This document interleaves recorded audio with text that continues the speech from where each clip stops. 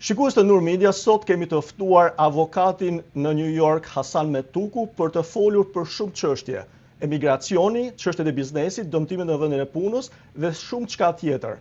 Zoti Metuku, faleminderit që jeni me ne sot. Përshëndetje zoti Sajmir, kënaqësi, jem në Nur Media. Zoti Metuku, na flisni pak për praktikën e zyrës suaj. Çfarë bën zyra juaj ligjore në New York? Le ta fillojmë kështu. Ne jemi një zyrë e vogël, por mund ta konsiderojmë one-stop shop në ciklin e emigrantëve që vinë në Shtetet e Bashkuara të Amerikës, kanë nevojë për status apo ndryshime statusi. Pastaj, me kalimin e kohës, ata punojnë, jetojnë këtu, fitojnë të ardhura dhe duan të blejnë shtëpi apo biznese dhe gjithashtu të nënshkruajnë kontrata të ndryshme, por gjithashtu emigrantët kanë edhe ekspozim ndaj dëmtimeve personale, sepse kryesisht punojnë në punë të rënda, në ndërtim apo në punë të tjera. Pra, ne jemi një zyrë e cila ndjek procedurat për ligjërimin e statusit të emigrantëve. Pastaj, këto emigrantë që duan të blejnë, të hapin një biznes, kërkojnë licenca, të themelojnë kompani, apo të investojnë në shtëpi apo në biznes, ne i asistojmë atyre dhe fatkeqësisht nëse do të kenë dëmtime personale, në aksidente automobilistike, në aksidente në punë, zyra jonë i përfaqëson ata. Pra, kjo është një nutshell e zyrës e aktiviteteve të zyrës tonë. Përpara se të hyjmë më thellë në të gjitha specifikat e praktikës së zyrës suaj ligjore, duhet thënë se ju po ofroni këshilla pro bono, si quhet në gjuhën tuaj të avokatëve, apo falas, po ta themi më shkoqur në shqip, dhe kjo është një avantazh që shumë klientë të mundshëm tuaj kanë. A mund na flisni pak ku ndodhet zyra juaj dhe se si mund t'ju kontaktojnë klientët e mundshëm dhe ata që janë të interesuar për të pasur më shumë asistencë ligjore nga ana juaj? Duhet thënë që nëse shihni poshtë tek titrat që lëvizin, ka informacione për këtë, por mund të na thoni ju se si mund t'ju gjejnë klientët e mundshëm? Së pari desha të them se është kërkesë ligjore, jo e detyrueshme, por gjithsesi është një kërkesë që të gjithë avokatët të ofrojnë një mbrojtje ligjore pro bono ose falas, si quhet ndryshe, për shtresat në nevojë, pasi profesioni i avokatit është një privilegj, por edhe përgjegjësi gjithashtu. Prandaj zyra jonë bën jo vetëm shpesh, por jo vetëm që kryen detyrimet për orë falas në këshillim ligjor, mbi 50 orë në vit, por ne shkojmë më tepër se sa kaq. Shkojmë 100-150 orë në vit falas, por gjithashtu ndihmojnë me pagesa të reduktuara ata që nuk kanë mundësi financiare për të përballuar faturën tonë ligjore. Kështu që zyra jonë është vendosur në distriktin financiar në Wall Street, është në adresë që mund të shihet në internet apo në titrat tuaja, dhe nuk dua që t'i bëj reklam, pasi ambasadorët kryesorë të Metuku janë klientët e kënaqur. E qartë. Atëherë, futemi pak në ato specifikat që ju trajtoni si zyrë ligjore dhe që njerëzit mund të jenë të interesuar, klientët e mundshëm mund të jenë të interesuar. Doja të flasim pak përpara se të cekim një temë shumë të ndjeshme për shumë emigrantë, përderisa e përmendët dhe vetë çështjen e emigrantëve që vinë dhe ndërtojnë një jetë të re këtu në Shtetet e Bashkuara të Amerikës. Si ndihmoni ju në anën e biznesit, apo në qoftë se ata qoftë në biznesin e tyre apo qoftë edhe si punonjës pësojnë një dëmtim në vendin e punës? Kjo varet nga secili rast specifik, vetë kuptohet, por ka emigrantë të cilët normalisht vinë këtu si student dhe më vonë eksplorojnë mënyrat ose hapësirat ligjore të nevojshme për të filluar startupet, ose që quhen ndryshe kompani fillestare, nëpërmjet të cilës jo vetëm që zhvillojnë ekonominë amerikane apo sjellin risi në teknologji, por gjithashtu krijojnë dhe vende punësimi. Ne I orientojmë ato në kriteret që duhet plotësojnë, I ndihmojmë ata në strukturimin ligjor të bizneseve të tyre, pra llojin e kompanisë që duhet themelojnë, pronësinë mbi kompaninë dhe mënyrën se si duhet të operojnë në treg. Gjithashtu ne kemi rishikuar edhe planet e tyre të biznesit parë në këndvështrimin ligjor. Pra e thënë ndryshe, ne shikojmë jurisdiksionin, shtetet e ndryshme, pavarësisht se veprimtaria jonë është e përqendruar tërësisht në New York, ne shikojmë se ku është jurisdiksioni më I përshtatshëm për llojin e kompanisë që ata duhet të zhvillojnë apo për biznesin që duhet të zhvillojnë gjithashtu. Ndërsa në lidhje me procedurat ligjore të emigracionit, kjo varet nga njerëzit, varet nga rastet, nëse kanë ardhur me vizë turistike, duan të studiojnë, nëse kanë ardhur ilegalisht, cilat janë mënyrat, dhe nëse ka një përjashtim që është ligji humanitar, që mund të përfshihet ligji I azilit ose trajtimi nën konventën e torturës. Pra, nëse këto kanë përjetuar persekutim apo dhunime të tjera të kësaj natyre që arrin të përfitojnë nga ligji humanitar I azilit apo I refugjatëve. Ndërsa në lidhje me dëmtimet personale, është normale duke qenë se shumica e këtyre emigrantëve, shumica e njerëzve që vinë dhe punojnë, kryesisht të shqiptar, punojnë në fushën e ndërtimit, pasi janë ndërtimtar të Zotit. Dhe këto nuk përjashtohet mundësia duke punuar në këto profesione apo zanate të rrezikshme, ata shpesh herë bëhen edhe viktima të aksidenteve të ndryshme në punë, në rrëshqitje, në kohë të keqe apo në dëmtimet në automobilistike. Në këtë pikpamje ne ju ofrojmë atyre asistencën tonë ligjore duke bashkëpunuar me avokatë cilët janë lider në këto çështje. Kjo është në si përmbledhje e kësaj. Ndërsa në lidhje me negocimin e kontratave apo transaksionet të ndryshme biznesi, kur emigrantët kërkojnë të blejnë shtëpi, kërkojnë të blejnë një biznes caktuar, një flokëtore, një dyqan, një supermarket, një magazin apo një qendër tregtare. Pra ne operojmë dhe studiojmë mënyrën më të mirë, sepse shpesh herë, duke qenë se jemi një vend I cili nuk kemi një histori të gjatë dhe kulturë të kontratave, këtu kontrata ka fuqinë e ligjit. Dhe në këtë pikpamje ne ndihmojmë ata se çfarë klauzolash në kontratë duhet të kenë parasysh dhe pse ata nuk duhet të firmosin një kontratë e cila shkon $1,5 milion apo më tepër, madje edhe kontrata të vogla, sepse ata mund të bien pre e asaj çfarë ato kanë firmosur pa e ditur dhe pa e kuptuar nga pikpamja ligjore thelbin dhe esencën e detyrimeve kontraktore që ata mund të kenë në një moment të caktuar. Pra I marrin përdore në kuptimin figurativ në çështjen e emigracionit, pasi rregullojmë statusin ose më saktë I këshillojmë ata për të qenë të ligjshëm dhe për të përfituar një status të ligjshëm, I udhëzojmë ata në biznese që ata krijojnë dhe ata ndërtojnë, duke u themeluar kompanitë, duke ju treguar formën e përshtatshme për strukturën e kapitalit që ata kanë, gjithashtu për blerjet dhe kontratat e ndryshme apo kontratat të tjera për të cilat ata futen në marrëdhënie. Dhe nëse kanë rastin e fatin e keq që të bien viktime një aksidenti, atëherë ne e plotësojmë të cikën. Pra në këtë kuptim, ne jemi një zyrë ligjore, një firmë ligjore e cila është one stop shop në kuptimin e shërbimeve që ofrojmë për komunitetin. E qartë.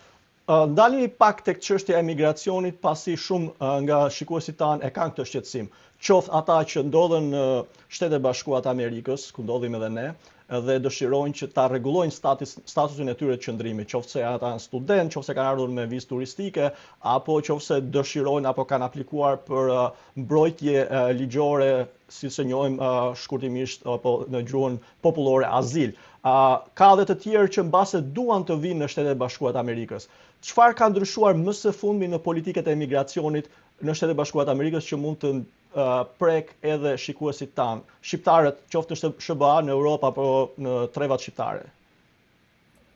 Si që dini dhe ju, zoti Sajmir, që jeni njohës i mirë i politikës dhe jo vetëm medias, gjithashtu dhe zhvillimeve të fundit, pra kemi një ndryshim drastik midis qeverisë më parshme dhe politikës presidentit Trump. Pra nga një politike më parshme që ishte politika e kufive të hapur, open border, pra jemi në një politikë e cila është America First, pra Amerika e para. Dhe në shtyllat kryesore të politikës së qeverisë aktuale dhe të presidentit Trump qëndron siguria e qytetarëve amerikanë, mbyllja e kufirit dhe kthimi i procesit të emigracionit në ligjshmëri të plotë. Kështu që në këtë kuptim, kjo qeveri, kjo administratë ka marrë një proces frontal të ndryshimit të rregullave, por më së pari ka operuar me një lartësi ose nivel të ngritur të zbatimit të ligjit të emigracionit. Dhe këtë e shikon në zbatimin e ligjit në kufi, e shikon në zyrat e emigracionit, pra për peticione apo aplikime të ndryshme. Megjithatë, në të gjithë këtë vëmendari e shikon edhe në vendimet e gjykatave. Vetëm në 2026, vetëm në vitin 2026, pra kur jemi pothuajse 6 muaj në këtë vit, kemi 3 vendime të gjykatës supreme, gjykatës më të lartë të Shteteve të Bashkuara të Amerikës, të cilat ndikojnë drejt për së drejti në proceset e migrimit.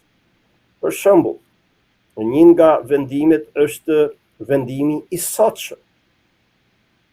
Është vendimi i cili është Mullin v. Doe, dhe kjo i jep qeverisë federale pushtet të parishikueshëm në lidhje me dhënien e mbrojtjes së përkohshme, ose TPS i thonë, të emigrantëve të ndryshëm.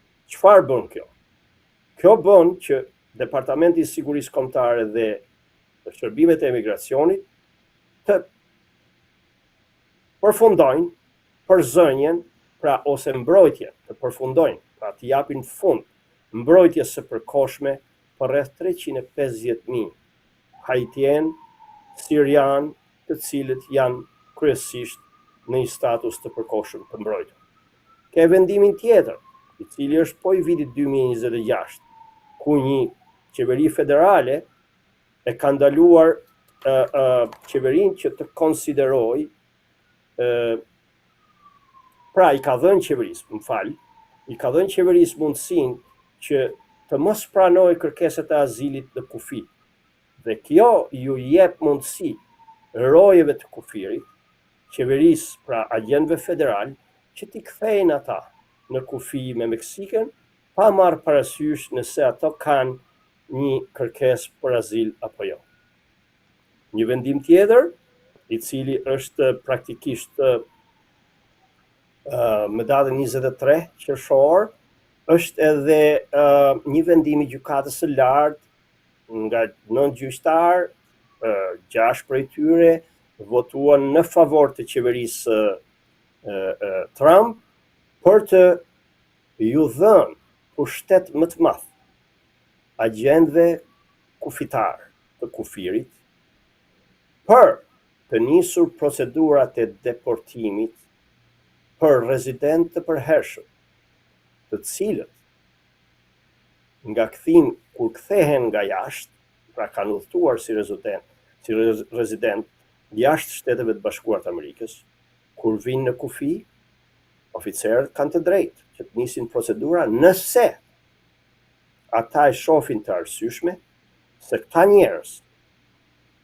kanë patur arrestimet më parshme, ka patur vendime gjykatet më parshme për çështje kriminale të ndryshme, që quhen që futen në grupin e veprave penale që kanë bërë me mashtrimin, falsifikimin, apo veprat e tjera që kanë simt, vepra të moralit ulët, vjedhje apo krime më të rënda.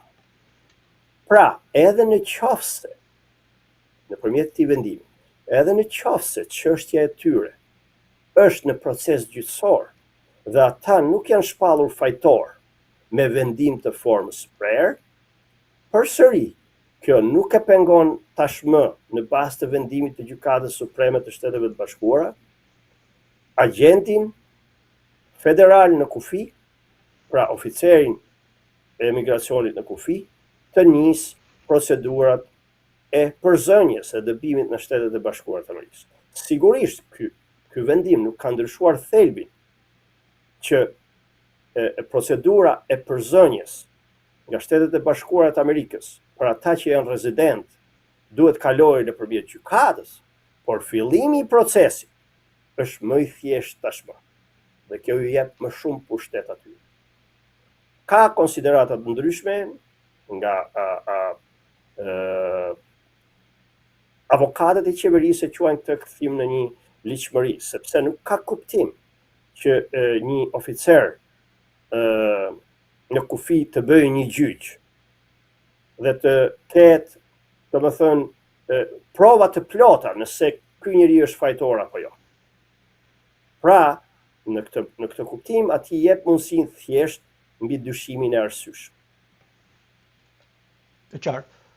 Dalim pak të dalim nga qerthulli i elementëve teknokratik apo burokratik apo procedurial të këtyre efekteve. Por, unë mund t'ju them se nën qeverinë Trump kemi operacione frontale nga më të ndryshme, që prekin azilin, që prekin punësimin, pra lejet e punës, autorizimet për punë, që prekin green cardat, që prekin bashkimet familjare dhe që prekin vizat të ndryshme. Ne mund t'i shqyrtojmë këto sipas rastit ose sipas interesit tuaj apo të publikut, është një gamë e gjerë. Po, jemi të fokusuar tek ajo çka ka interes për publikun dhe duke u ndalur tek interesi për publikun, tek azili, cilat janë gabimet më të shpeshta që vini re tek azil kërkuesit shqiptar dhe si është vështirësuar kjo në kuadrin e kontekstit politik që po jetojmë që ju sapo e shpjeguat? Këtu nuk ka ndryshuar në koncept. Kriteret për marrjen e azilit janë të qarta. Por, mund të them se vettingu ose procesi i verifikimit të aplikimeve të tyre është në maksimumin e mundshëm. Këshilla ime do të ishte që mos paraqesim dokumenta false, të mos mashtrojnë.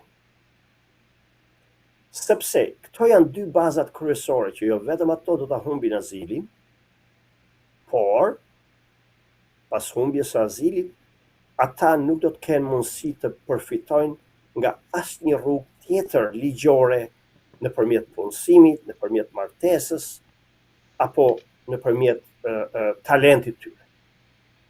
Pra e thënë ndryshe, unë nuk mund të flas për çështje konkrete. Pra, azil kërkuesit duhet të provojnë, është barra e tyre e provës, duhet të provojnë frikën e tyre për të kthyer në vend, nivelin e përsekutimit dhe arsyet se përse ka ndodhur ky përsekutim. Pra në koncept janë 6 kritere. Është kriteri mbi bazën e racës, etnisë, grupit social të caktuar, politikës, pra angazhimit politik, apo konventës ndaj torturës. Pra në këtë kuptim, unë do ta shifja azilin si strehën e fundit të vetme për ata njerëz që me të vërtet jeta e tyre është rrezikuar nga qeverit, nga ata vinë. Kam klient nga Haiti, kam klient nga Bangladeshi, jo vetëm shqiptar të ndryshëm, që duhet provojnë që janë nështruar persekutimit për shkak të bindjeve të tyre politike, prirjeve seksuale apo bazave të tjera. E qartë. Po vonesat që po vihen re qoftë për shembull me që jemi tek çështja e azilit në marrjen e asaj që njihet si leje e udhëtimit në gjuhën e thjesht, apo kanë aplikuar për green card edhe po vonohet me muaj të tërë, me vite të tëra. Të gjitha këto vonesa, qoftë ata që kanë aplikuar për azil, për green card, apo në mënyra të tjera për ta marrë ato që njihet si permanent residency, do të thënë qëndrimi përhershëm këtu në Shtetet e Bashkuara të Amerikës. Si po shkon ky proces dhe si do të shkojë? A pritet një përshpejtim, a pritet një ngadalësim edhe më të ishëm? Atëherë, domethënë me ndryshimin e politikës, nga një politikë e dyerve të hapura, në një politikë të sigurisë së Amerikës dhe Amerika e para, sigurisht që do kemi vonesa. Pse do kemi vonesa? Gjatë 4 viteve të mëparshme, të qeverisë më parshme, kanë hyrë në Shtetet e Bashkuara të Amerikës, duke u mbështetur nga mediat apo statistikat të tilla, të cilat unë nuk mund t'i konfirmoj, me 10 milion, ndoshta 10 milion njerëz. Në këtë kuptim, nëse do të shikohet statistikat që organizata prestigjioze apo NGO, apo organizata jo qeveritare, të cilat bëjnë monitorimin e kërkesave për azil, qoftë në azilin afirmativ, domethënë pranë administratës së shërbimit të migracionit, apo çështjet të cilat janë mbrojtjen e azilit përpara gjykatës, kemi të bëjmë me mbi 3.4 milion çështje azili. Pra dhe në këtë kuptim, gjykatat dhe zyrat e azilit në të gjithë Amerikën janë të mbi ngarkuara me dosje.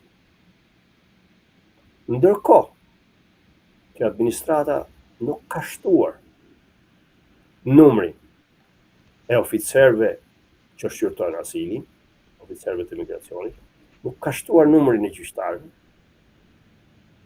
madje janë shkarkuar me 10 gjyqtarë, mbi 100 sa gjyqtarë e migracionit. Ndërkohë që po emërohen të rinj me trajnime të reja. Pra në këtë pikpamje kemi të bëjmë me pamundësinë reale të administratës federale të emigracionit për shqyrtimin e një mase të madhe çështjesh në kuptimin e azil, e kërkesave për azil. Ndërsa në lidhje me shqyrtimin e atyre azilantëve apo aplikantëve të tjerë që kanë aplikuar për kartën e përhershme, pse është kjo vonesë? Ka 2 elementë thelbësore. Elementi i parë është qeveria Trump ka vendosur të rishikojë, le të themi një jo rigjykim në koncept, por të shqyrtoj me hollësi nëse ky status që është dhënë është merituar apo jo. Nëse ka patur shmangje nga procesi strikt ligjor. Kjo është njëra. Tjetra ka të bëjë me siguri. Nëse në mesin e këtyre 10 qindra mira njerëzve të cilët praktikisht vinë nga vende të ndryshme të botës, a është bërë vettingu i këtyre njerëzve në lidhje me sigurinë kombëtare për terrorizëm, për spionazh apo për arsye. Dhe normalisht një radhë e madhe e tillë e këtyre shqyrtimit do të ndikojë në shqyrtimin në kohën që do të marrë një oficer emigracioni në shqyrtimin e një çështje të caktuar. Pra, e thënë ndryshe, normalisht duke urritur këto kërkesa për shqyrtim, të gjithë historikun e emigracionit të X apo Y aplikantit, normalisht që do t'i marrë më tepër kohë për ta shqyrtuar këtë çështje. Kjo është edhe elementi i vonesës. Nga ana tjetër, kemi të bëjmë edhe me bashkimet familjare, që Po, atë doja të cekja tani. Ku qëndrojmë me bashkimet familjare, kur kujtojmë që Shqipëria u fut në fund të vitit kaluar, në mos gaboj, nga administrata Trump në një listë ku për momentin janë ngrirë këto procedura? Po, për momentin, do më thënë, të gjitha procedurat për marrjen e vizës emigruese për bashkimin familjar, qoftë për bashkëshortet, apo fëmijët, apo prindërit të qytetarëve amerikanë, në Shqipëri, në ambasadën amerikane në Shqipëri, zhvillohen të gjitha procedurat e intervistës, por pastaj, do më thënë, këshillohen aplikantët që të presin në një moment të saktuar lëshimin e vizës. Pasi presidenti Trump nëpërmjet një urdhri ekzekutiv ka pezulluar dhe ka kërkuar rishikimin e politikës nëpërmjet Departamentit të Shtetit. Kuptohet, të rishikohet politika edhe vetingu dhe ristrukturimi ose një propozim ndoshta i ndryshëm i kësaj politike dhe i vetingu që duhet të bëjnë ambasadat në vendet të ndryshme të botës. Pra, jemi në një situatë kur në vende si tona, pra janë 79 vende me sa di unë, 72 ose 79, ndërmjet tyre është edhe Shqipëria, ku procedurat për bashkimin familjar vazhdojnë, por nuk lëshohet viza në fund në konkludimin e intervistave.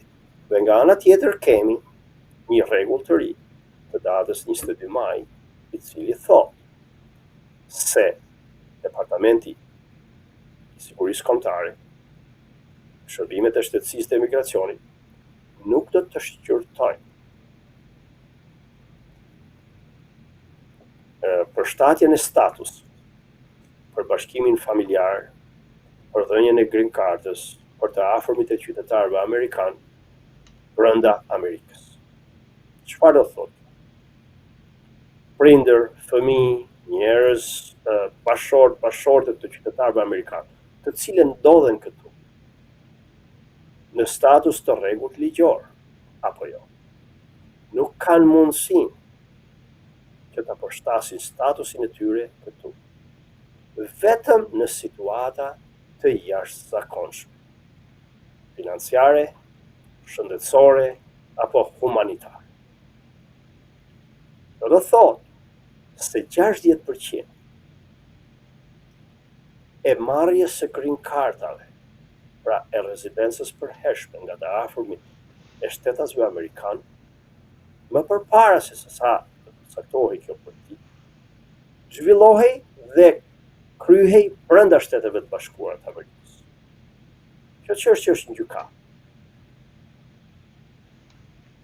Dhe nuk e dim nëse gjykata do ta lejojë. Qeveria ka kërkuar që gjykata mos ta ekzekutojë një vendim i cili do ta rrezonte procesi këtë. Sepse kemi një bllokim të plot të lëshimit të vizave nga njëra anë, pra në procesimin konsullor, por kemi edhe një reduktim drastik të mundësisë ligjore për të përshtatur statusin në Shtetet e Bashkuara të Amerikës. E thënë ndryshe, po shkojmë në një që ne e quajmë këtu zero sum game. Pra në një reduktim pothuajse zero të statusit ligjor. Pra të përfitimit të një statusi ligjor, nuk po flasim për paligjshmëri. Aq më tepër, kjo rregull e bën më të vështirë për prindërit të afërmit, pra kategorinë imediate për shtetësve amerikanë, për ta përshtatur statusin nëse ato të afërm kanë shkelur vizën e tyre, kanë shkelur statusin e tyre ligjor. Kjo e bën më të vështirë. Ndërsa për ata që nuk e kanë shkelur statusin, pra do të krijoje vonesa. Do duhet që të udhtojnë jashtë Shteteve të Bashkuara të Amerikës, të presin ndoshta 1, 2, 3 vjet për të shqyrtuar çështja e tyre, për të ardhur dhe për të bashkuar me familjen e tyre në Shtetet e Bashkuara të Amerikës. I qartë. Shkurtimisht për ta përmbyllur, cilat janë këshillat që do t'ju jepit atyre shqiptarëve kudo në botë që aspirojnë për të emigruar në Shtetet e Bashkuara të Amerikës sot me të gjithë situatën dhe kontekstin e sotëm politik dhe gjeopolitik? Ligji i emigracionit është gjithmonë politik. Por, fatmirësisht Shtetet e Bashkuara të Amerikës kanë një ligj emigracioni i cili është i plot, që ka mundësi të mëdha, u jep mundësi për të investuar në Shtetet e Bashkuara të Amerikës, qoftë për viza emigruese, pra për viza investitorësh që duan të marrin rezidencën e përhershme, që zyra jonë i asiston. Kemi për investitorë të cilët janë mbi bazë të traktatit marrëveshjes me Shqipërinë, Shtetet e Bashkuara të Traktatit të Investimit, që nuk duan të bëhen rezident të përhershëm në Shtetet e Bashkuara, pra investitorë që nuk duan të bëhen rezident të përhershëm në Shtetet e Bashkuara, por duan të shfrytëzojnë infrastrukturën, sigurinë ligjore për biznesin e tyre këtu në Amerikë. Pra, në mënyrë tjetër. Mënyra tjetër ka nëpërmjet punësimit dhe sponsorizimit nga kompania amerikane. Vitin që jemi tani, unë kam aplikuar për disa prej tyre, për vizat HNB. Studentë shqiptarë që kanë studiuar në Shtetet e Bashkuara të Amerikës, dy prej tyre kualifikuar dhe tani jemi në procesin e pritjes të përfundimit të procedura. Kemi vizat të cilat kanë të bëjnë me investimet atyre kompanive shqiptare të cilat duhet të hapin dekët e tyre në Shtetet e Bashkuara të Amerikës. Pra krijojnë ka lehtësira për investim. Pastaj kemi edhe mundësitë e studimit. Përgjithsisht vizat e studentëve nuk refuzohen. Shfrytëzimi i universiteteve dhe institucioneve prestigjioze amerikane për ata që kanë mundësi ekonomike është i mundshëm. Tashmë jemi në një proces, edhe nga pikpamja e procesit bashkimit familjar, megjithëse është vështirësuar